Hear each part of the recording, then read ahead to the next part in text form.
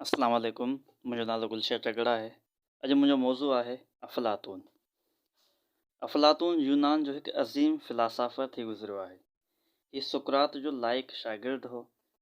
तनक़ीद जो फ़न अफ़लातून खां पोइ साम्हूं आयो। पहिरीं हीउ हिकु शाइर हो, पर पंहिंजे उस्ताद जे असर हेठि रही हिन पंहिंजी शाइरी ऐं ड्रामनि खे साड़े फ़लसफ़े ॾांहुं लाड़ो कयो।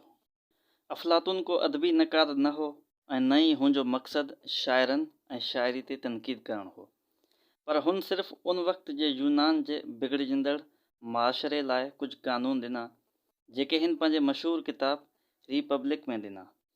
हिन पंहिंजे किताब आइन में शाइरनि जी हस्ती खे तमामु मथाऊं मक़ाम ॾींदे चए थो त शाइर हिकु रोशनी आहे ऐं हू हिकु उॾामण वारो पाक वजूद आहे।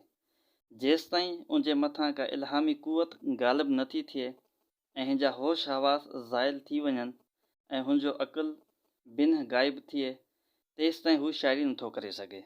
उहे ॾाढा शानदार अल्फाज़ हूंदा आहिनि जिन में शाइर इंसान जे अमल खे पेश कंदा आहिनि। हिन जो चवणु हो त शाइर फ़न ऐं सिख्या सां न बल्कि आसमानी क़ुवत सां शेर चवंदा आहिनि। अफ़लातून जे दौर में ड्रामे खे मज़हबी हैसियत हासिलु हुई। हुनजो चवणु हो त अलमिया ड्रामनि में जेके औरत या किरदार पेश कया वञनि था उहे समाजी इख़लाक़ियात जे हवाले सां नुक़सानकार आहिनि। उन्हनि जा किरदार वेढ़ाक, रोज़ पिटको कंदड़ ऐं इश्क कंदे ॾेखारिया वेंदा हुआ। साॻी हालत मज़ाहिया ड्रामनि में हूंदी हुई। उन्हनि में सुस्ती ऐं किरियल मिज़ाज जा किरदार ॾेखारिया वेंदा हुआ जेके माण्हुनि में हेठिएं दर्जे जा जज़्बात उभारे मंझंदि लाक़ानूनियत, बदफ़ज़ीलती ऐं बदइख़लाक़ी पैदा करे रहिया हुआ।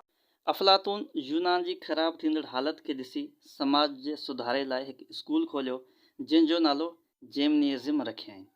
उते अदब जी नशोनुमा थींदी हुई। हीउ हिकु समाज सुधारक हो। हिन जो ख़्यालु हो त शाइरी माण्हुनि खे सही इल्मु नथी ॾिए ऐं संदुनि इख़लाक़ सुधारण में को बि किरदारु अदा नथी करे। हू माण्हुनि जा जज़्बाती उभारे, उन करे क़ौमी किरदार मां ख़ुलूस, सचाई ऐं मासूमियत ख़तमु थियो वञे। अफ़लातून जो चवणु हो त शाइरी नकुल जो बि नकुल आहे, छो त शयुनि जो असुलु ख़्यालु ऐं सूरत ख़ुदा या देवता वटि हूंदो आहे ऐं जॾहिं शाइर उनजी अकासी करे थो त उहो हक़ीक़त खां ॿ भेरा परे थियो वञे। उन करे नकुल कंहिं माण्हू जे किरदार ऐं ज़हनी बुलंदी लाइ ख़राबु थिए थो। अफ़लातून हरूभरू बि शाइरनि जे ख़िलाफ़ु न हो। हिन जो चवणु हो त अहिड़ी शाइरी जंहिंमें आला इंसानी क़दुरु, पाकीज़गी ऐं एतदाल हुजे, उहे वटसि क़ाबिल क़बूल आहिनि। उहे नकुल हूंदे बि इंसानी सलाहियतुनि खे उजागर कनि था।